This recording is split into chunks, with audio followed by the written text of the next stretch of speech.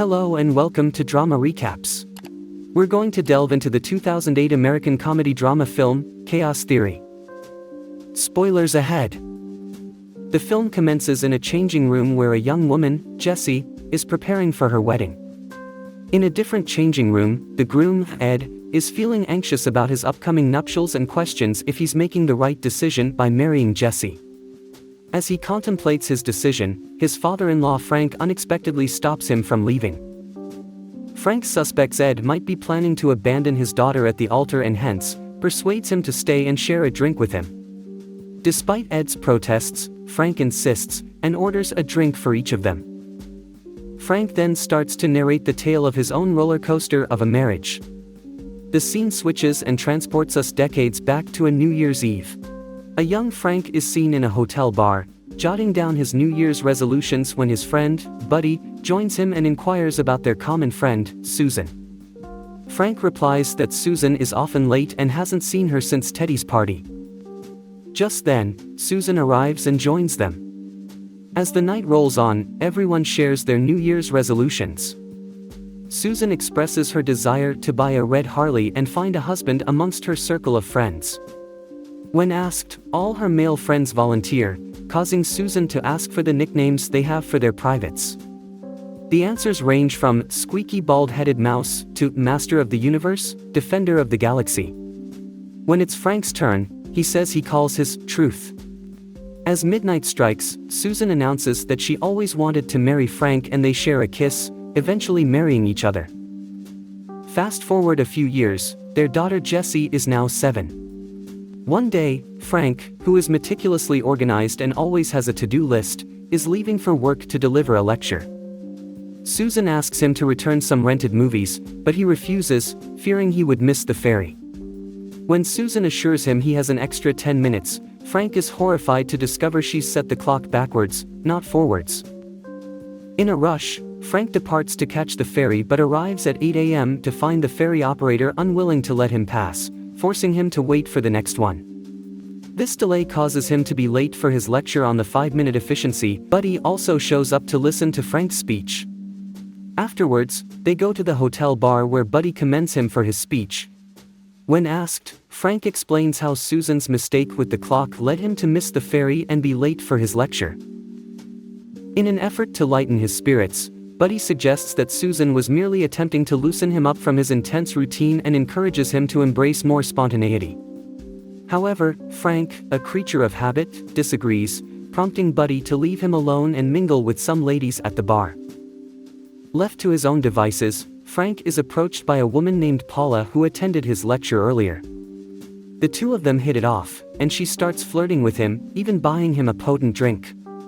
After they've had a few, Paula asks to use his hotel bathroom, citing a fear of public restrooms.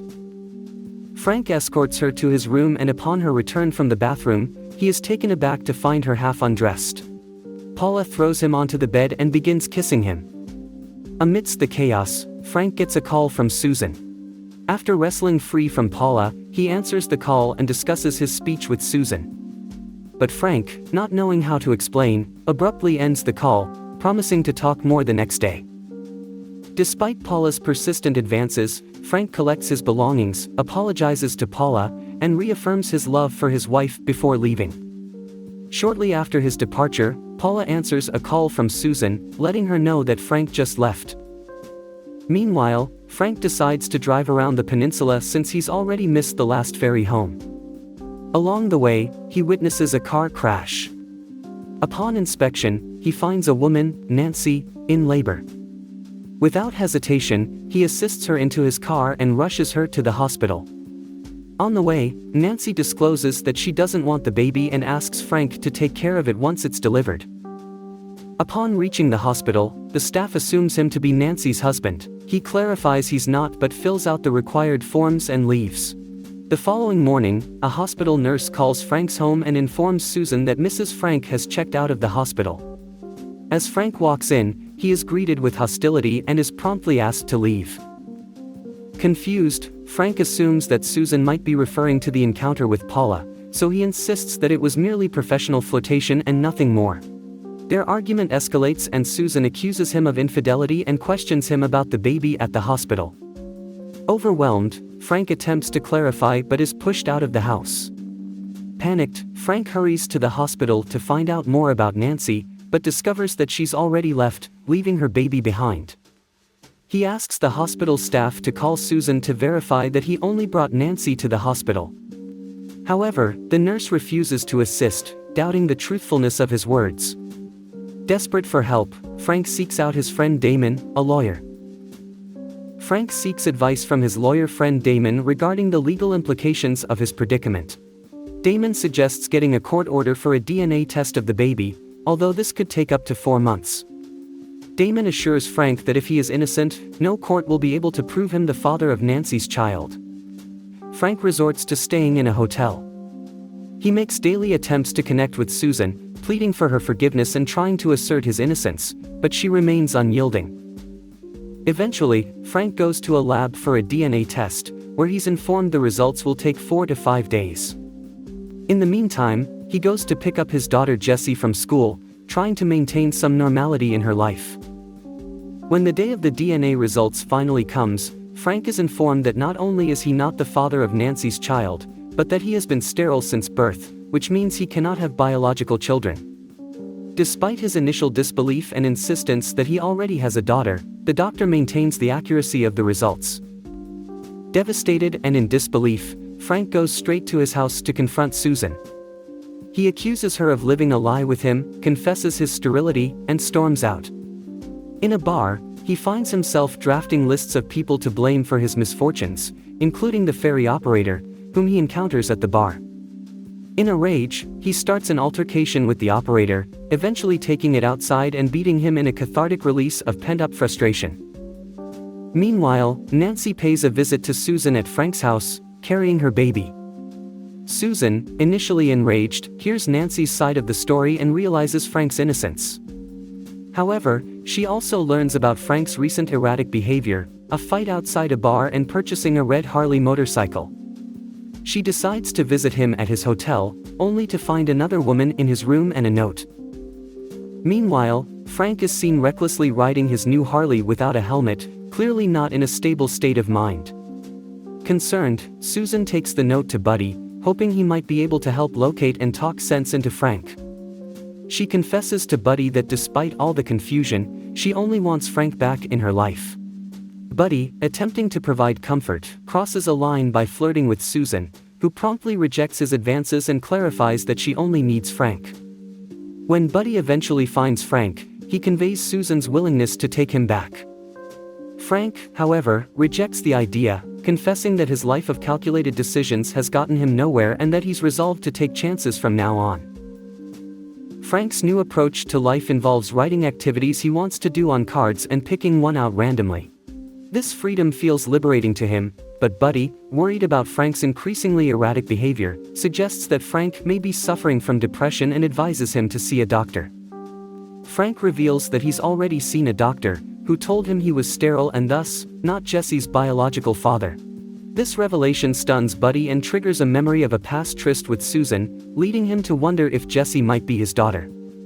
Buddy visits Susan at her workplace and asks about the third man she'd ever been with.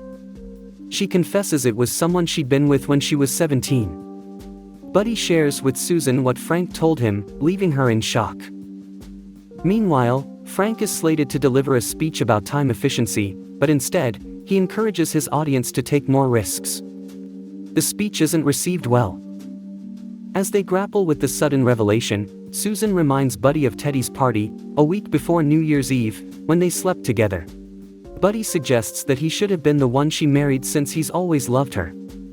Carried away, he tries to kiss her, but she rebuffs him and leaves. At the same time, Frank is out, living it up in bars, where he runs into Paula. They end up together, although she tells him the next day that he passed out during their tryst and spent the night crying.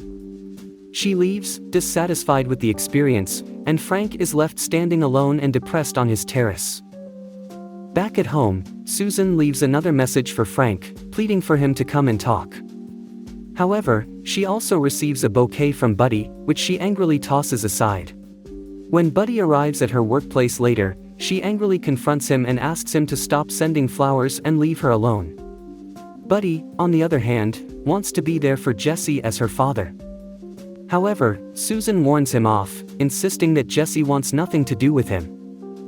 Later that night, Frank visits Susan, who apologizes and assures him that whatever happened between her and Buddy occurred before New Year's Eve. Frank asks if she knows who Jesse's real father is, and Susan breaks down.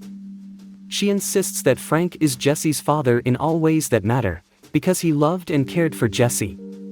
Susan pleads for Frank to come back to them. However, while Susan is upstairs tending to Jesse, Frank sees the note attached to Buddy's bouquet and realizes that Buddy is likely Jesse's biological father.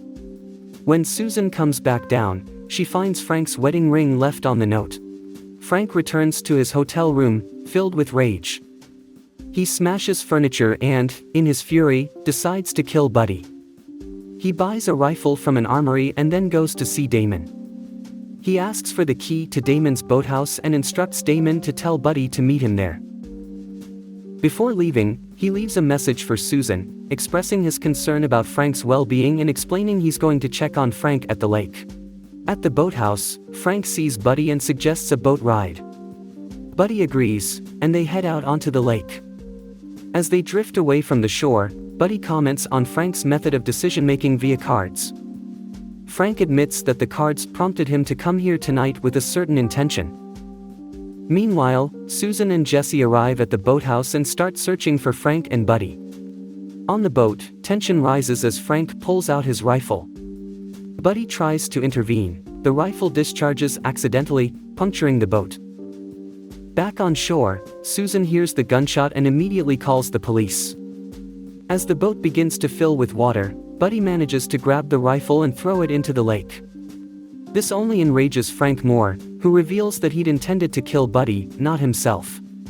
A physical scuffle ensues, which ends with both men falling into the water.